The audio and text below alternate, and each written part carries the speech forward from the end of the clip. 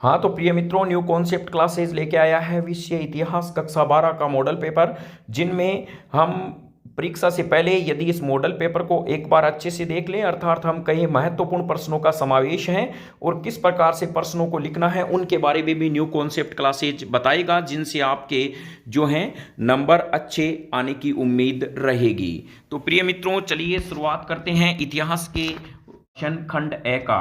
तो प्रिय मित्रों, यह तो आप एग्जाम देके आए हैं, लिखना किस प्रकार से है, लिखना है आपको खंड ए, इंग्लिश मीडियम वाले सेक्शन ए लिख सकते हैं और इनमें यहां पर एक नंबर की शून्य लगाकर पहला इस प्रकार से लिखकर यहां आंसर लिख देना। और आंसर जब आप लिखते हैं, मान लीजिए वह है, तो यहां पर आप गुजरात इसका इस प्रकार से आंसर लिखना। तो चलिए प्रिय मित्रों, अब शुरुआत करते हैं यहां पर खंड ए में। तो पहला प्रश्न है, सिंधु सभ्यता का स्थल धोलावीरा निम्न में से किस राज्य में स्थित है? तो यहां पर धोलावीरा का संबंध है गुजरात राज्य से और यह आपके मैप में भी महत्वपूर्ण चिन्हित स्थान है, इसका भी आप ध्यान रखें। किन शासकों को उनके मातृ नाम से चिन्हित किया जाता था? तो यहां पर करेक्ट आंसर होगा दय, यानी सातवाहन को इनके जो है मातृ नाम से चिन्हित किया जाता था। कर्नाटक के वीर शैव परंपरा के प्रवर्तक थे, तो बासवन्ना क्या थे प्रिय मित्रों? इन विकल्प के अनुसार कर्नाटक की वीर शैव परंपरा के प्रवर्तक थे। हर्ष चरित्र के लेखक हैं, तो बाण भट्ट हर्ष चरित्र के लेखक हैं। नेक्स्ट प्रश्न है, कोल मैकेंजी द्वारा विजयनगर की स्थापना कब की गई? तो कोल मैकेंजी के द्वारा विजयनगर की स्थापना 1800 ईस्वी में की गई थी। यदि आपने अभी तक न्यू कॉन्सेप्ट क्लासेज के चैनल को सब्सक्राइब नहीं किया है तो करें और इन पे जो घंटे वाला चिन्ह है उसको भी दबा दें, जिससे आपको समय समय पर परीक्षा से महत्वपूर्ण नोटिफिकेशन प्राप्त होते रहें और यहाँ तक कि आपको BSTC का भी सिलेबस आपको घर बैठे निःशुल्क मिलेगा। तो चलिए प्रिय मित्रों, विजयनगर के शासकों को निम्न में से क्या कहा जाता था? तो करेक्ट आंसर है सह राय कहा जाता था। अफ्रीका और स्पेन से निम्न में से कौन सी फसल भारत पहुंची? तो यहां पर इस अफ्रीका और स्पेन से जो महत्वपूर्ण फसल भारत पहुंची थी वो है मक्का। कौन सा आंसर होगा? ए मक्का। फिर है नेक्स्ट, मुगल नामा का रजनामा किस भारतीय ग्रंथ का अनुवाद है?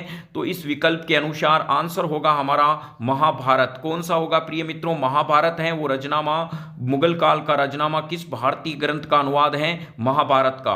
1857 के आंदोलन में झांसी का नेतृत्व किसने संभाला? रानी लक्ष्मीबाई ने संभाला था 1857 की क्रांति का। 1947 में विभाजन के समय निम्न में से कौन सा एक शब्द व्यक्त नहीं किया गया था? तो बिल्कुल मार्शल लॉ भी लगा था, मार्शल लॉ लगा था और यहां पर हुल्लड़ और महामारी जैसे शब्दों का इस्तेमाल किया गया था, लेकिन विद्रोह शब्द का इस्तेमाल नहीं किया गया था। संविधान सभा के अध्यक्ष कौन थे? डॉक्टर राजेंद्र प्रसाद थे। ध्यान रखें, BR अंबेडकर जी हैं, वो थे प्रारूप समिति के अध्यक्ष।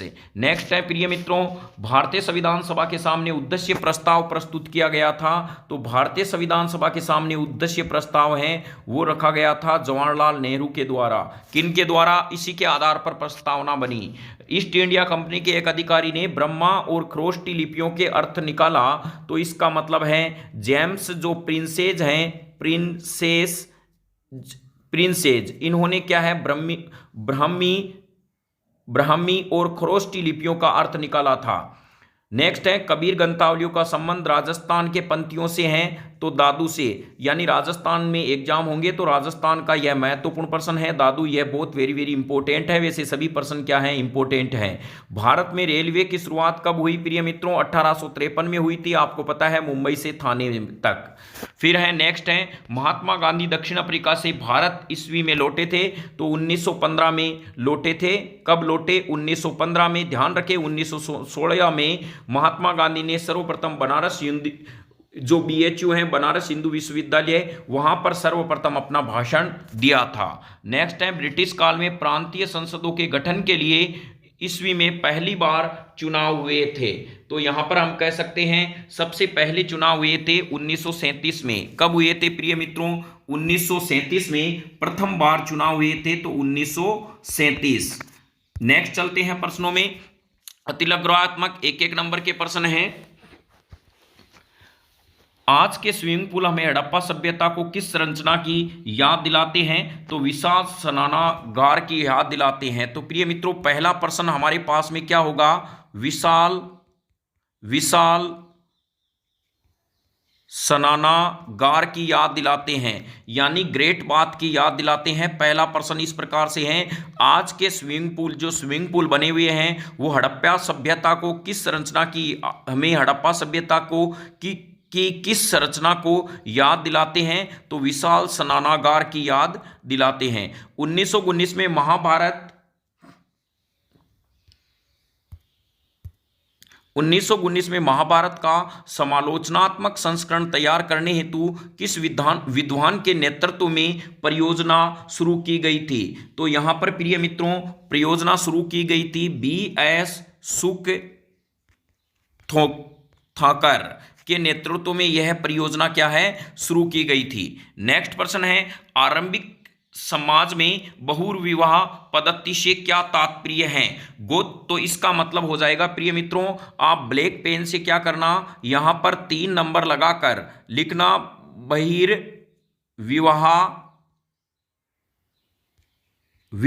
बहिर्विवाह, फिर अंडरलाइन 2 करके लिख देना, गोत्र से बाहर विवाह करना बहिर्विवाह कहलाता है।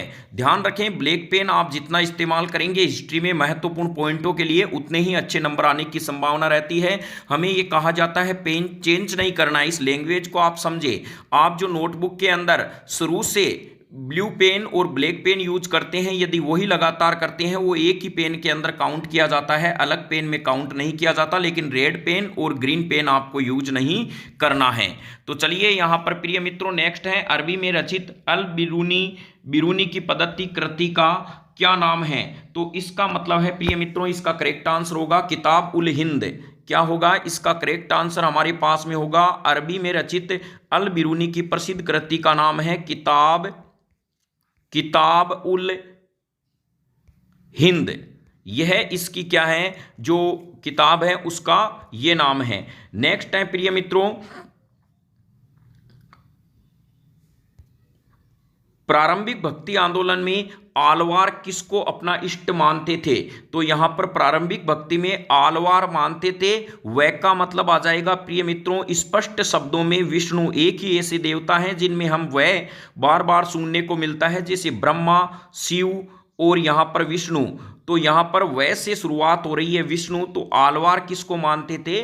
विष्णु को मानते थे। नेक्स्ट है प्रिय मित्रों, मंदिर स्थापत्य के संदर्भ में गोपुरम किससे संबंधित हैं? तो देखिए गोपुरम किससे संबंधित हैं? तो यहां पर हम कह सकते हैं प्रिय मित्रों, जो दक्षिण द्रविड़ या दक्षिण भारतीय मंदिर शैली में मंदिर के चारों ओर, जैसे सपोज कीजिए ये मंदिर है, इसके चारों तरफ क्या है कि एक 4 दीवारी बनाई गई है, इस के बीचों बीच एक प्रवेश द्वार होता है। ये तो हमारे ही मंदिरों में होता है, तो उसी प्रकार से हम कह सकते हैं द्रविड़ या दक्षिण भारतीय मंदिर शैली में मंदिर के चारों तरफ एक 4 दीवारी होती है, इनके मध्य बीचों बीच एक प्रवेश द्वार होता है, जिन्हें क्या कहते हैं? गोपुरम कहते हैं। और यहां पर जो इस 4 दीवारी के बीच वाला रास्ता है, हमारे यहां परिक्रमा पथ कहलाता है। लेकिन हम यहां पे कह सकते हैं जो प्रवेश द्वार है बीचों बीच इस 4 दीवारी के, इसको कहते हैं गोपुरम।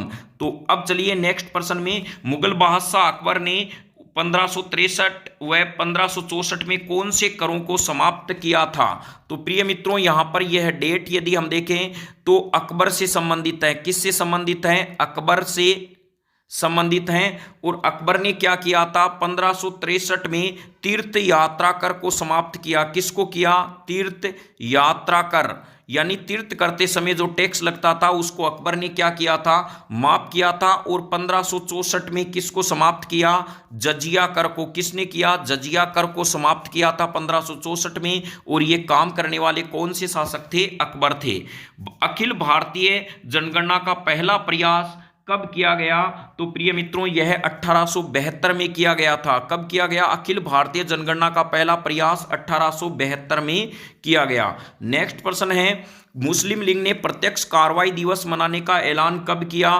तो 16 अगस्त 1946 को। कब किया गया? 1946 में कार्रवाई दिवस मनाने का फैसला लिया गया, 16 अगस्त 1946 को। गवर्नमेंट ऑफ इंडिया एक्ट के तहत 1937 के चुनाव में कांग्रेस की 11 में से कितने प्रांतों पे सरकार बनी। चलिए इसको मिनिमाइज करते हैं, प्रश्न देखते हैं। गवर्नमेंट ऑफ इंडिया एक्ट के तहत सन 1937 में जब चुनाव हुए थे, कांग्रेस को 11 में से कितने प्रांतों पे सरकार बनी? तो यहां पे करेक्ट आंसर हो जाएगा 8, यानी 8 प्रांतों में सरकार बनी। संविधान सभा में B.R. अम्बेडकर केंद्र व राज्य में से किसको शक्तिशाली बनाना चाहते थे? तो यहां पे आंसर हो जाएगा केंद्र। क्या आंसर हो जाएगा? केंद्र। फिर है प्रिय मित्रों, नेक्स्ट है हिंदी और उर्दू के मेल से बनी उस भाषा का नाम लिखिए जिसे महात्मा गांधी राष्ट्रीय भाषा का दर्जा दिलाना चाहते थे। तो यहां पे आंसर हो जाएगा हिंदुस्तानी भाषा। कौन सी हो जाएगी? हिंदुस्तानी भाषा। यह करेक्ट हमारा आंसर हो जाएगा। तो प्रिय मित्रों, आप खंड ए के जो प्रश्न है तमाम एक एक नंबर के, उसके बाद एक बार अभ्यास करें। ये खंड ब के प्रश्न हैं, और जो खंड स हैं और खंड द हैं, इनको आपको लिखित रूप में नोट्स के रूप में मिलेंगे। और एक